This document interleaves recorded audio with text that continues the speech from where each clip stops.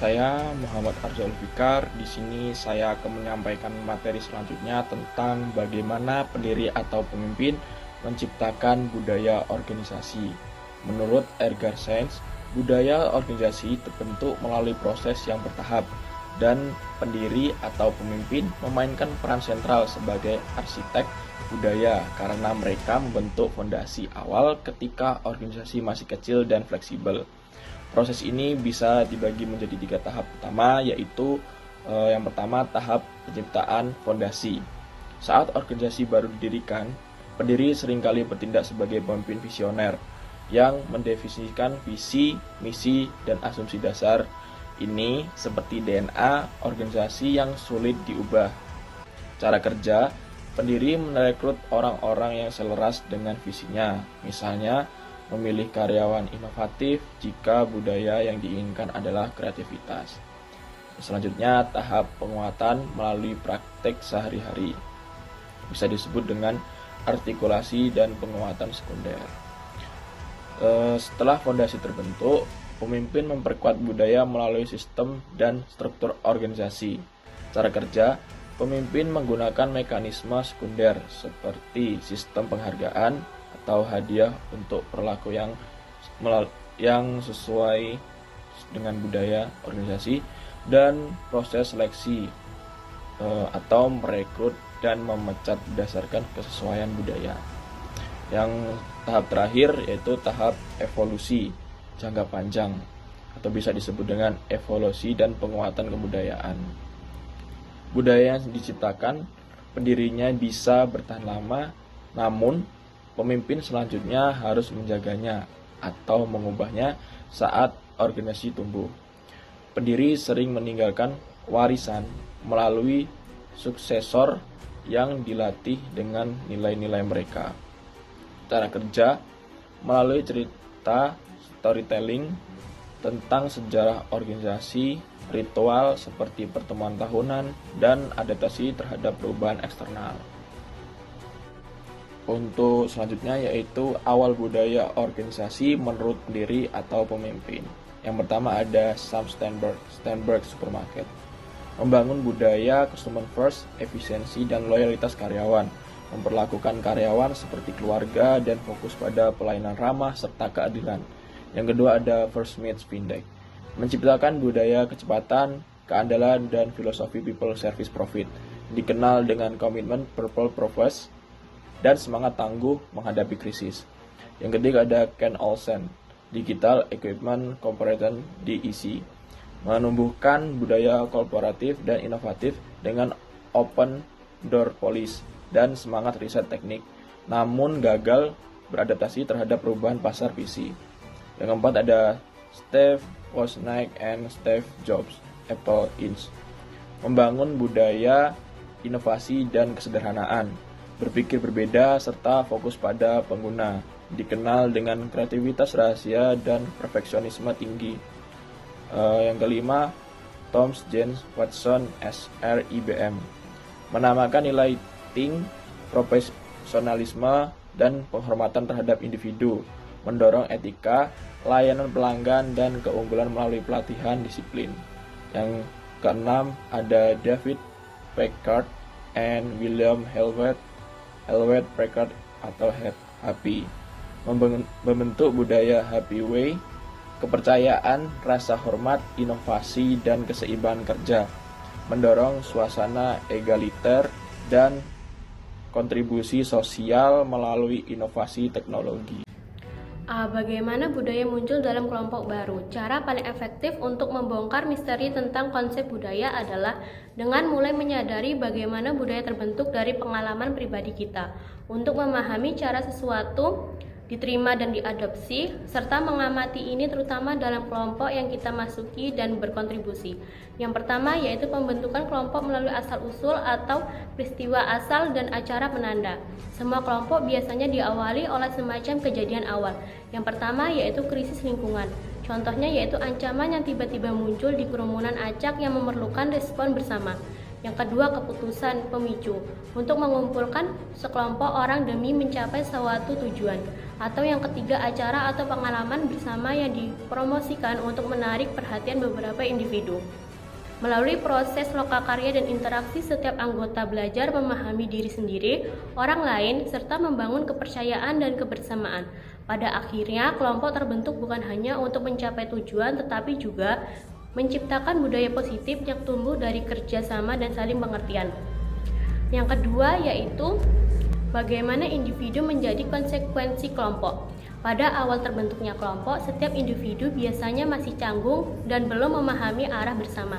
Melalui interaksi yang saling memberi masukan dan menanggapi, mulai muncul kebersamaan dan kesadaran bahwa mereka adalah satu tim. Proses ini membentuk norma, cara kerja, dan nilai yang lahir dari pengalaman bersama. Saat setiap anggota saling memahami dan beradaptasi, terbentuklah misi dan rasa kita yang menjadi dasar kekompakan kelompok. Yang ketiga yaitu membangun makna melalui berbagai persepsi dan mengartikulasikan perasaan. Kebersamaan dalam kelompok dibangun melalui keterbukaan dalam berbagai perasaan dan pengalaman. Saat seseorang berani mengungkapkan apa yang dirasakan dengan jujur, hal itu membantu anggota lain memahami situasi dan memperkuat hubungan emosional. Proses ini menciptakan rasa saling percaya, menumbuhkan kepemimpinan alami, dan menjadi dasar terbentuknya identitas kelompok. Dari sinilah muncul makna, ketenangan, dan kesepahaman tentang tujuan serta cara bekerja bersama. Yang keempat yaitu kepemimpinan sebagai intervensi tepat waktu. Dalam kelompok kadang muncul ketegangan karena kurang komunikasi. Pemimpin yang baik tahu kapan harus bertindak untuk mengajak anggota berbicara, berbagi perasaan, dan mencari solusi bersama. Melalui proses ini, kelompok belajar memahami satu sama lain, menghargai perbedaan, dan menciptakan kerjasama yang seimbang. Kepemimpinan tepat waktu bukan soal siapa yang memimpin, tapi bagaimana membantu kelompok untuk bersama. Saya Sofia Rizkianindya dengan NPM 22610053. Saya akan menjelaskan dan melanjutkan materi dari sebelumnya. Misi dari kelompok mulai dimengerti dalam kerangka pemahaman kolektif bahwa proses pembelajaran berlangsung melalui refleksi bersama atas aksi yang telah dilakukan. Namun, masalah mengenai otoritas dan keintiman tidak lenyap dengan mudah. Anggapan dasar bahwa dibawa oleh kelompok, anggota terkait dengan masalah otoritas dan keintiman itu perlu dihadapi dan diselesaikan jika kelompok ingin meraih kemajuan dalam menyelesaikan tugas secara bersama-sama. Dinamika perkembangan kelompok, khususnya dalam kelompok T atau training group yang melibatkan asumsi sadar, pembentukan norma, dan pencapaian kematangan emosional.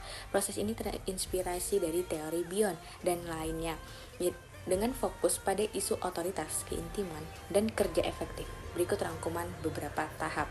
Tahap pertama, berurusan dengan asumsi tentang otoritas.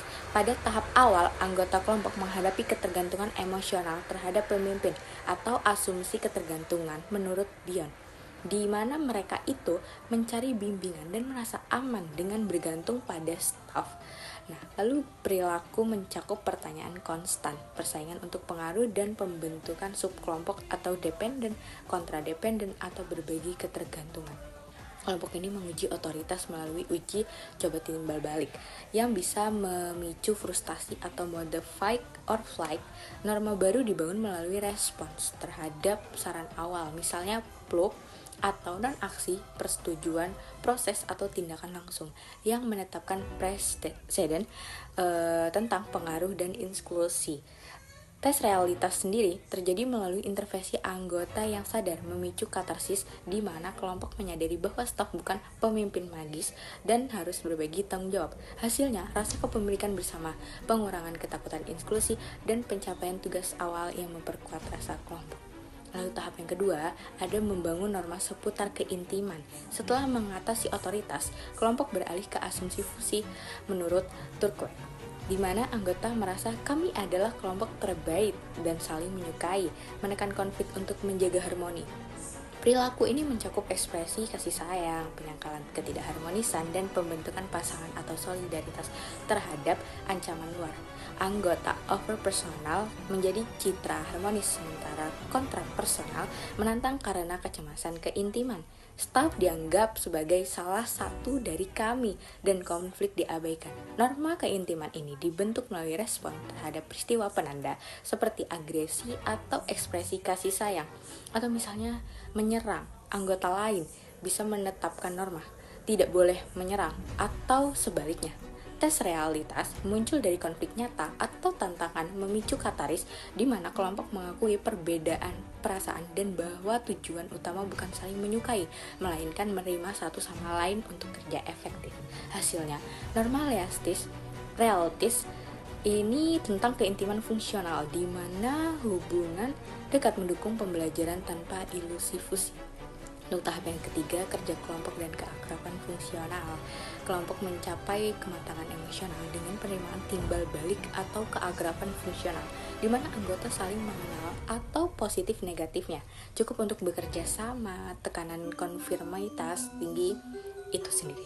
Asumsi baru muncul, kami sudah saling mengenal dan bisa berkontribusi secara individual. Norma ini mendorong individualitas dan pertumbuhan pribadi, mengurangi kecemasan awal yang mengikat energi emosional. Fokus beralih ke tugas utama, belajar atau kerja dengan energi bebas untuk produktivitas. Pemimpin harus menghindari tekanan tugas dinilai dini, seperti ancaman terhadap budaya bisa memicu kecemasan kembali. Tahap ini membebaskan kelompok dari ilusi ketergantungan atau fusi, menjadikan perbedaan sumber daya bukan beban. Banyak kelompok gagal mencapainya karena terjebak solidaritas palsu. Untuk tahap yang keempat, kematangan kelompok. Pada tahap akhir ini, kelompok matang dengan budaya kuat yang berasal dari sejarah pembelajaran bersama, termasuk pengalaman emosional intens. Asumsi berkembang tentang identitas, peran, misi, dan operasi yang diterima sebagai satu-satunya cara. Norma diperkuat melalui keberhasilan eksternal atau pemecahan masalah dan penghindaran kecemasan internal. Dengan norma sukses bertahan lebih lama, namun muncul resiko pemikiran kelompok atau groupthink, tekanan konformitas, dan stagnasi jika terlalu adaptif terhadap lingkungan. Kelompok harus menyeimbangkan stabilitas dengan inovasi untuk berkembang. Selanjutnya adalah bagaimana para pemimpin menciptakan dan menularkan budaya organisasi. Budaya organisasi merujuk pada sistem nilai, keyakinan, asumsi, dan norma yang dibagikan oleh anggota organisasi. Para pemimpin memainkan peran sentral dalam menciptakan dan menularkan budaya ini melalui proses yang disebut penyematan dan penguatan. Menurut teori klasik Edgar, budaya terbentuk melalui interaksi pemimpin dengan anggota organisasi di mana pemimpin menanamkan keyakinan mereka melalui berbagai mekanisme primer dan sekunder. Selain itu, penelitian oleh Zui et al. 2022 menyoroti bagaimana pemimpin di organisasi Asia menggunakan ritual dan desain fisik untuk menularkan nilai kolektivisme. Yang pertama, bagaimana para pemimpin menanamkan keyakinan, nilai, dan asumsi mereka. Para pemimpin menanamkan keyakinan, nilai, dan asumsi mereka melalui perilaku pribadi yang konsisten, yang menjadi model bagi anggota organisasi. Proses ini dimulai dari tingkat dasar, di mana pemimpin secara tidak sadar menunjukkan apa yang mereka anggap benar melalui keputusan dan interaksi harian. Pemimpin bertindak sebagai culture carriers yang membentuk norma melalui apa yang mereka prioritaskan seperti inovasi atau kolaborasi. Nah, untuk contoh umumnya, yaitu di perusahaan seperti Google. CEO Sundar Pichai menanamkan keyakinan pribadinya bahwa kegagalan adalah bagian dari inovasi dengan berbagi cerita kegagalan pribadi selama town hall meeting. Hal ini menciptakan asumsi dasar dalam organisasi bahwa eksperimen berisiko dihargai, tidak dihukum, sehingga karyawan merasa aman untuk berinovasi.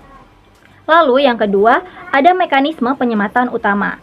Nah, untuk mekanisme penyematan utama ini adalah cara langsung di mana pemimpin menyampaikan budaya melalui apa yang mereka lakukan, bukan katakan. Ini mencakup kriteria, promosi, alokasi sumber daya, dan reaksi terhadap kesalahan, yang secara implisit mengajarkan nilai organisasi. Untuk contoh umumnya ada di Amazon. Jeff Bezos menggunakan leadership principles sebagai kriteria promosi di mana pemimpin menekankan customer obsession dengan memprioritaskan proyek yang memuaskan pelanggan, meskipun beresiko, yang ditularkan melalui review bulanan. Jeff Bezos menanamkan keyakinan pribadinya bahwa pelanggan adalah raja melalui prinsip-prinsip kepemimpinan yang ia susun sejak 1997 dan terus diperbarui. Nilai ini menjadi asumsi dasar organisasi di mana keputusan bisnis selalu dimulai dari perspektif pelanggan. Bezos memastikan bahwa nilai ini bukan sekedar slogan, melainkan perilaku yang dievaluasi sehingga karyawan meniru untuk memajukan karir. Nah, yang ketiga ada artikulasi sekunder dan mekanisme penguatan. Artikulasi sekunder ini melibatkan mekanisme tidak langsung seperti cerita, mitos, dan simbol yang memperkuat budaya setelah penyematan primer. Mekanisme penguatan termasuk reward, punishment, dan role modeling yang mempertahankan budaya seiring waktu.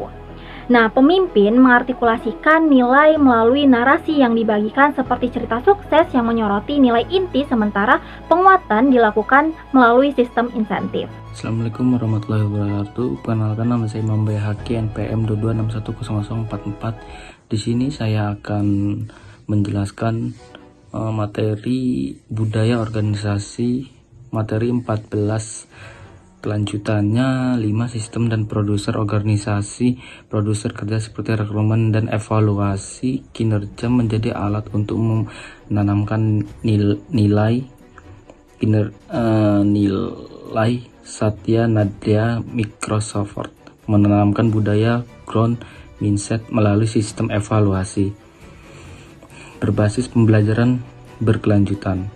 Yang keenam, ritual dan tata cara organisasi. Ritual seperti rapat rutin atau penghargaan karyawan memperkuat nilai bersama. Swiss Airlines menambahkan budaya positif melalui perayaan publik lagi karyawan yang berprestasi. Untuk yang ketujuh, desain ruang fisik dan faset. Desain ruang kerja menjadi simbol nilai organisasi. Steve Jobs Apple menciptakan desain kantor berbentuk lingkaran untuk menumbuhkan kreativitas dan kolaborasi dengan ruang terbuka dan transparan sebagai lambang inovasi. Mungkin itu saja yang bisa saya jelaskan. Sekian, terima kasih. Assalamualaikum warahmatullahi wabarakatuh.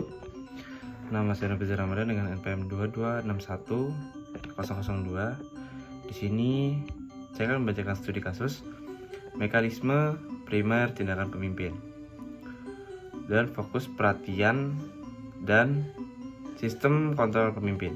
Pemimpin secara rutin melakukan audit kualitas layanan, misalnya melalui mystery shopper. Kualitas layanan selalu menjadi agenda utama dalam rapat manajemen. Karyawan mengetahui bahwa layanan prima adalah prioritas yang kemudian mempengaruhi perilaku harian mereka. Dan kriteria seleksi, promosi, dan penghargaan. BCA menerapkan proses rekrutmen yang sangat ketat, yang tidak hanya menilai kompetensi teknis, tetapi juga perilaku dan sikap layanan service audit. Karyawan dengan kinerja layanan terbaik, misalnya best seller, mendapatkan penghargaan. Dan model peran coaching. Pemimpin senior seringkali terjun langsung atau diceritakan sebagai teladan penanganan keluhan nasabah yang sulit. Mereka bertindak sebagai mentor dan memastikan coaching dilakukan berjenjang untuk memastikan perilaku smart. Menciptakan lingkungan di mana pemimpin adalah teladan layanan, role modeling, yang sesuai dengan salah satu peranan utama pemimpin dalam pembentukan budaya. Reaksi pimpinan terhadap krisis insight penting. Saat terjadi kesalahan layanan atau penipuan, pemimpin menunjukkan komitmen integritas yang menyelesaikan masalah secara transparan, menekankan bahwa standar etika tidak memperkuat nilai integritas dan fokus pada nasabah sebagai nilai yang absolut. Jadi, kesimpulan dari makalah ini, budaya organisasi adalah perekat sosial yang menyatukan anggota organisasi, tetapi juga sulit diubah setelah terbentuk. Oleh karena itu, pimpinan harus sadar akan pengaruh dan tanggung jawabnya dalam membangun serta mengembangkan budaya yang berkelanjutan demi keberhasilan organisasi di era globalisasi dan perubahan cepat ini. Ya, sekian dari kelompok kami, kelompok 3. Assalamualaikum warahmatullahi wabarakatuh.